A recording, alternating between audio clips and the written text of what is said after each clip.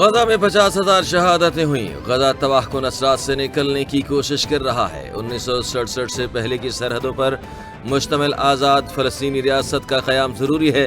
آزاد فلسطینی ریاست کا دارالحکومت القدس ہونا چاہیے.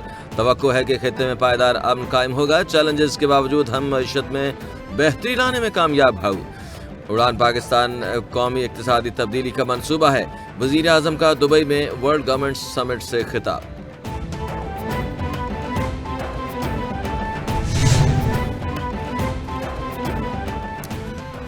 وزیر اعظم شہباز شریف سے متحدہ عرب امارات کے صدر کی ملاقات. شیخ محمد بن زید ال نہیان کی ملاقات. Army chief general Asim Munir کی بھی ملاقات میں شرکت. یو اے ای کے صدر نے وزیر اعظم کا استقبال کیا. ملاقات میں دو طرفہ تعاون کے فروغ پر تبادلہ خیال. باہمی مفادات کی تکمیل کے لاہ عمل میں تعلقات کو مضبوطی پر گفتگو. گورننس میں عالمی رجحانات کی نشاندہی اور عالمی تبدیلیوں کے چیلنجز سے نمٹنے پر بھی گفتگو ہوئی.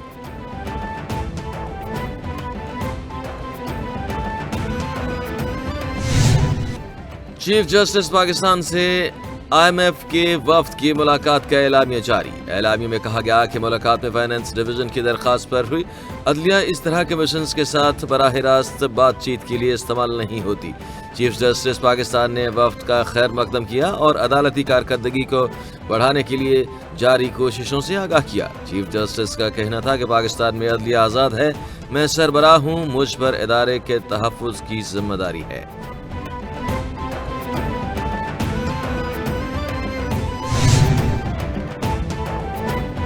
چیف جسٹس یحییٰ آفریدی کی صحافی نمائندگان سے ملاقات. چیف جسٹس یحییٰ آفریدی نے کہا کہ آئی ایم ایف کو کہا کہ آپ وقت پر آئے. وفد سے پوچھا کہ آپ کے ملنے کی اصل وجہ کیا ہے. وفد نے بتایا کہ پراپرٹی اور کانٹریکٹ سے متعلق ایشوز پر ملنا ہے. وفد سے کہا کہ ہم نے آئین کی عدلیہ کی آزادی کا حلف اٹھا رکھا ہے. ہمارا یہ کام نہیں کہ آپ کو ساری تفصیل بتائیں. وفد کو national judicial policy making committee کے ایجنڈے کا بتایا.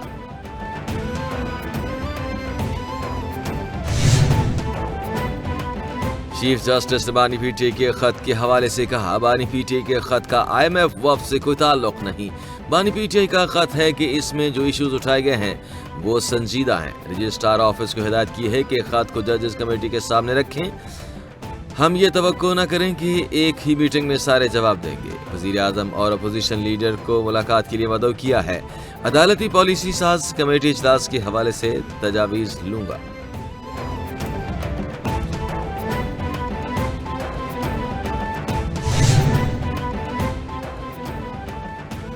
دوران سماعت اسلام آباد ہائی کورٹ کے جسٹس محسن اختر کیانی جسٹس نے کہا کہ عدلیہ پارلیمنٹ اور ایگزیکٹو سب کو کولیپس کر چکے ہیں. وکیل نے کہا کہ عدلیہ پلر آف دی اسٹیٹ ہے. جسٹس محسن اختر کیانی نے کہا کہ پلر تو اسٹیٹ ہی ہوا میں ہے.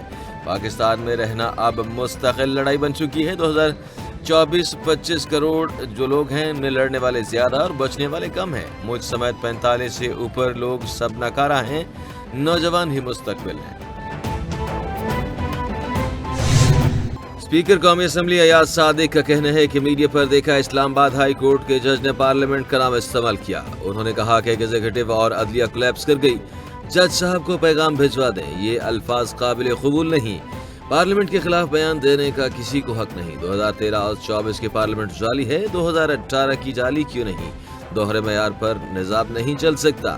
الیکشن کمیشن کے حوالے سے حکومت اور اپوزیشن کو خط لکھ دیے.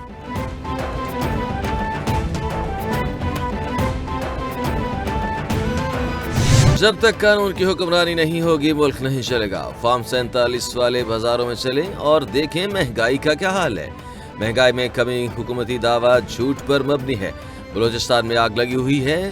پی ٹی آئی رہنماؤں کے گھروں پر چھاپے مارے جا رہے ہیں.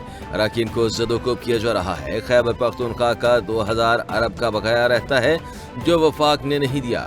قومی اسمبلی اجلاس میں اپوزیشن لیڈر عمر ایوب کا دھواں دار خطاب.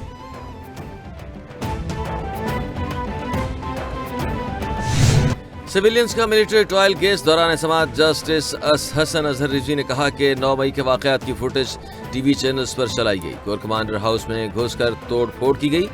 آج کل جلاؤ گھراؤ کرنا फैशन बन चुका है। क्या दुनिया में कभी कहीं कोर कमांडर हाउसेस पर हमले हुए? सजा याफ्ता मुजरिम के वकील सलमान अकरम राजा ने कहा कि जी हुए, इसकी मिसालें भी दूंगा। जस्टिस जमाल मंदोखेल ने कहा कि किसी आम शहरी के घर में घुसना भी जुर्म है।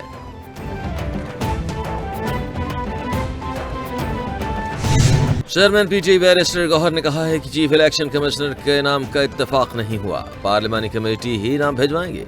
Chief election commissioner member Balochistan Sindh की मुद्दत मुकम्मल हो चुकी। 26वीं तरमीम के मुताबिक ये मुद्दत पूरी होने के बाद भी चल रहे हैं।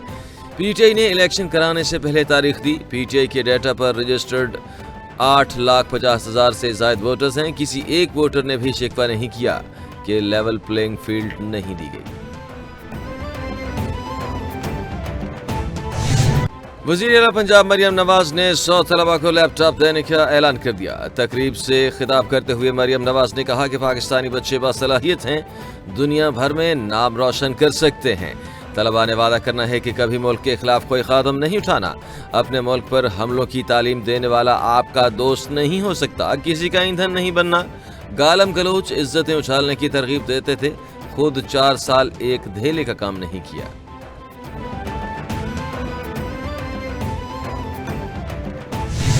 दो 2024 के दौरान पाकिस्तान में करप्शन में इजाफा हुआ। पाकिस्तान करप्शन में और आगे चला गया। ट्रांसपेरेंसी इंटरनेशनल ने 2024 का इंडेक्स जारी कर दिया। रिपोर्ट के मुताबिक 2 दर्जा तनाजुली करप्शन पर पाकिस्तान का स्कोर 100 में से 27 हो गया।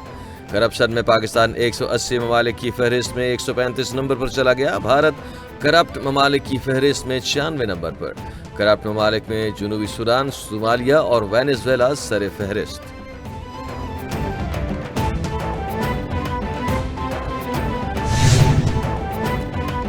कराची में बढ़ते हुए हादसात के बाद गाड़ियां चलाने के वाकयात। ट्रांसपोर्ट का कौमी शाहराह पर एहतजाज। ट्रांसपोर्टर्स ने कौमी शाहराह को दोनों अतराफ से ब्लॉक कर दिया। सड़क ब्लॉक होने की वजह से गाड़ियों की लंबी कतारें लग गईं। ट्रांसपोर्टर्स के एहतजाज के बायस ठट्टा हैदराबाद जाने वाली शाहराह मुकम्मल बंद। ट्रांसपोर्टर्स का गाड़ियां चलाने वालों के खिलाफ कानूनी कार्रवाई और जलाई गई गाड़ियों का मुआवजा देने का मुतालबा।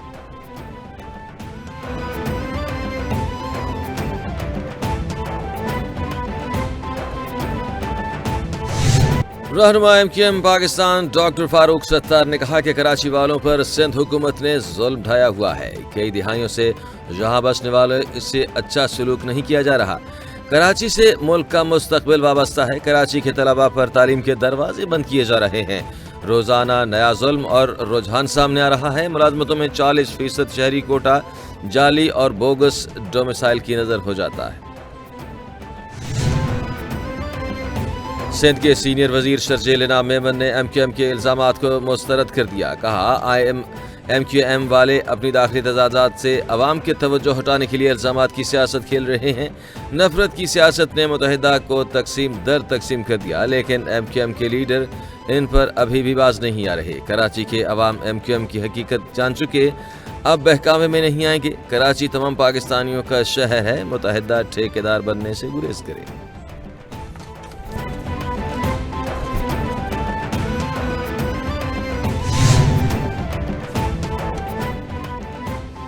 और मारूफ अदाकार काजी वाजिद की 7वीं बरसी मनाई जा रही है। 10 बरस की उम्र में फनी करियर का आगाज किया और रेडियो पाकिस्तान पर बच्चों के प्रोग्राम नौनिहाल में सदाकारी के जौहर दिखाए।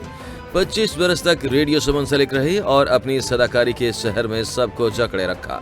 यादगार ड्रामे में धूप किनारे, तन्हाइयां, हवा की बेटी, चांद ग्रहण, पल दो पल और अनारकली शामिल। 14 अगस्त 1988 को सदारती तमगा बराए हुस्न कारकर्दगी से भी नवाजा गया।